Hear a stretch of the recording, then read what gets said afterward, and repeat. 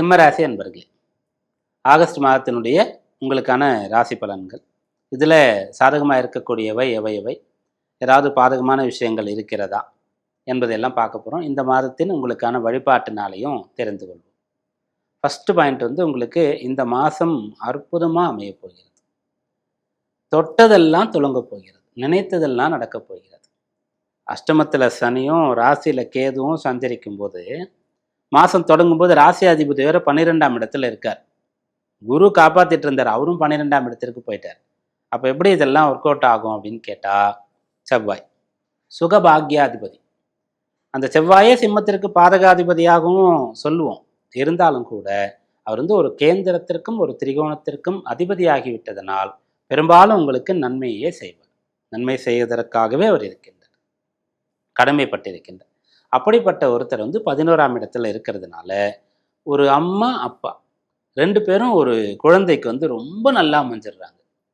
அந்த குழந்தை மேலே எல்லா பெற்றோருக்கும் பாசம் இருக்கும். அந்த பாசத்தை கொண்டு அவங்களுக்கு எல்லாம் செய்யணும்ல. பெரிய ஸ்கூலில் படிக்க வைக்கணும், அப்புறம் அவங்களுக்கு நல்ல வசதிகள் செய்து கொடுக்கணும், பிறந்ததுலேருந்தே அவங்க லைஃப் செட்டில் ஆகிற வரைக்கும் கூட இருந்து பார்த்துக்கணுன்ற மாதிரி அவங்களுக்கு அதற்கான கெப்பாசிட்டி இருந்துடுச்சுன்னு சொன்னால், அப்படி இந்த செவ்வாய் நல்ல நிலையில் இருக்கிறது சிம்ம ராசிக்கு நல்ல தாய் தந்தை கிடைப்பது போல். அதாவது எல்லாருக்கும் நல்ல தாய் தந்தை தான் கிடைப்பாங்க. தாய் தந்தைக்கு வசதி இருப்பது போல், சக்தி இருப்பது போல், கூடயே இருந்து பார்த்துக்கிறது போல் அமையும். அதனால் உங்களுக்கு எல்லாமே அற்புதமாக இருக்குது. இந்த ஒன்றே போகிறோம் அப்படின்ற மாதிரி சொல்லலாம், வேறு எதையுமே பார்க்க வேண்டாம் அப்படின்ற அளவுக்கு சொல்லலாம். அந்த அளவிற்கு செவ்வாய் நற்பலன்கள் உங்களுக்கு செய்ய போகின்றன. அது என்ன விஷயமா இருக்குன்னு கேட்டால், ஆசை அபிலாஷைகள். 11ஆம் இடம்னா நம்ம நினைத்ததெல்லாம், ஆசைப்பட்டதெல்லாம், எதிர்பார்க்கறதெல்லாம் நமக்கு கிடைக்கக்கூடிய ஒரு ஸ்தானம் அப்படின்னு சொல்கிறது. அது பலமாக இப்போது இருக்கிறது. அதனால் இந்த மாதம் உங்களுக்கு மிகச்சிறந்த ஒரு மாதமாக அமையும். அடுத்ததாக இந்த மாதத்தில் சூரியன் ராசிக்கு 12ல் இருக்கார், அப்புறம் ராசியில் இருக்கார். 12ஆம் இடத்துல இருந்தாலும் கூட பெரிய அளவிற்கு அது டிராபேக்காக சொல்ல முடியாது. ஏன்னா அது கடகராசியாக போயிடுது. சக்தி சிவம்னு சொல்லுவாங்க, அம்மை அப்பன் தாய் தந்தைன்னு சொல்லுவோம். சூரியன் சந்திரனை, சிம்மம் கடகத்தை. இதில் சந்திரன் சிம்மத்தில் இருந்தாலும் சூரியன் கடகத்தில் இருந்தாலும் கூட அது நல்ல பலனாகவே எடுத்துக்கொள்ளப்படும். அதனால் அந்த 12ல் இருக்கும்போதும் பிறகு ராசிக்குள்ளே வர்றார். ராசியாதிபதி ராசியில் ஆட்சி பலம் பெறுகின்றார். அதனால் நீங்கள் ப்ராப்பராக இதுதான் எனக்கு வேணும் அப்படின்றதுல தீர்மானமாக இருக்க முடியும், செய்து அதை அடைய முடியும். புதன் ராசிக்கு 11, 12 ராசி இந்த 3 இடங்களில் இருக்க போகிறார்.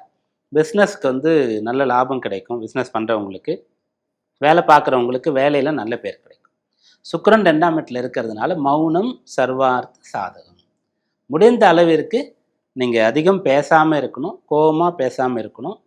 குடும்ப நபர்களிடத்தில் தேவையில்லாத கருத்து வேறுபாடு, ஆர்கியூமெண்ட் போன்ற விஷயங்களை தவிர்க்கணும். பண விஷயங்களில் கவனமாக இருக்கும்.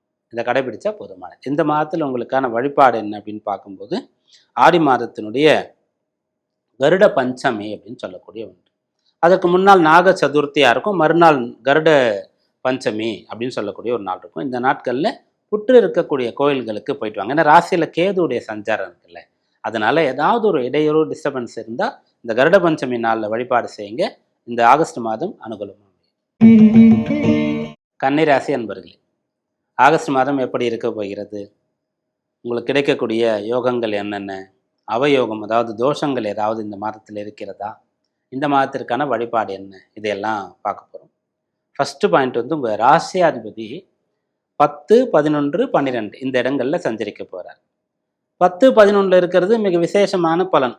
ராசியாதிபதி 10ல் இருக்காருன்னா வேலை இல்லாதவங்களுக்கு வேலை கிடைக்கும்.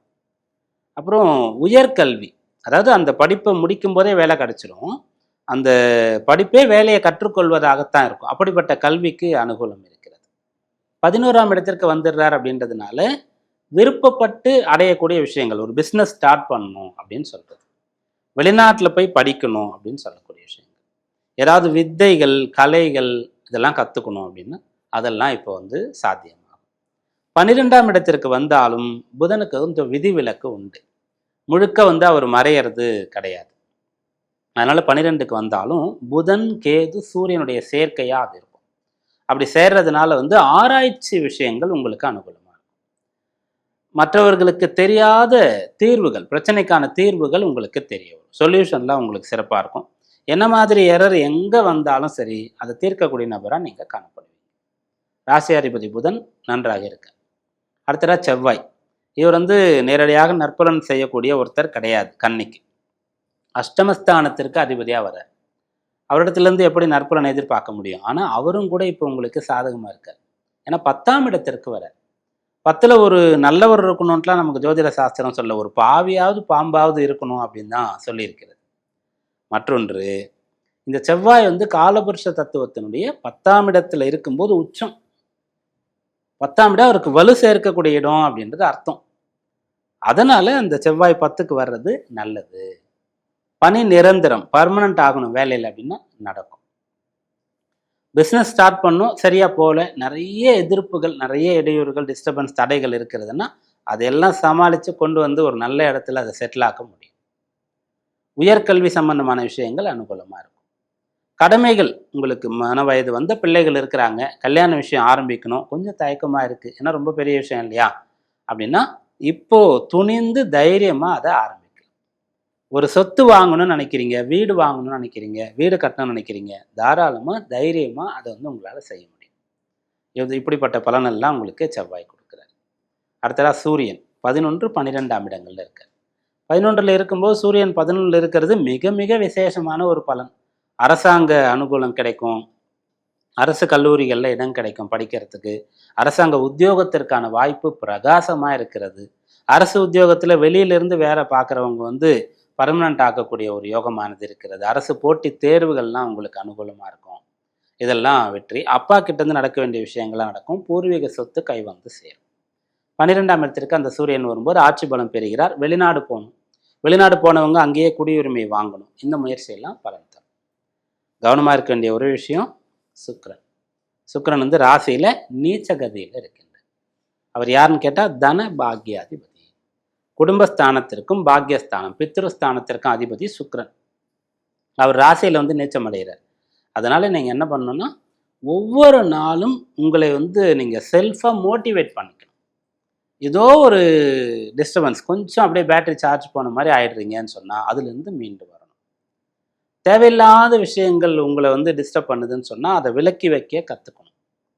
மற்றவர்களை எதிர்பார்க்கக்கூடாது. நீங்கள் சந்தோஷமாக இருக்கிறதுக்கும், நீங்கள் முன்னேறுவதற்கும், வெற்றி பெறுவதற்கும் மற்றவங்க காரணமாக இருக்கணுன்ற ஒரு டைம் இது கிடையாது. சுய முயற்சி பலன் கொடுக்கும். கணவன் மனைவி முடிந்த அளவிற்கு விட்டு கொடுத்து போகணும்.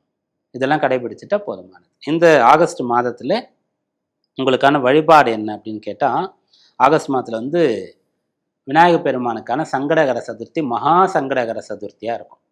அந்த நாளுக்காக காத்திருந்து விரதம் இருந்து விநாயகர் பெருமானை வழிபடுறது மிகச்சிறந்த பலன் தரக்கூடிய ஒன்று.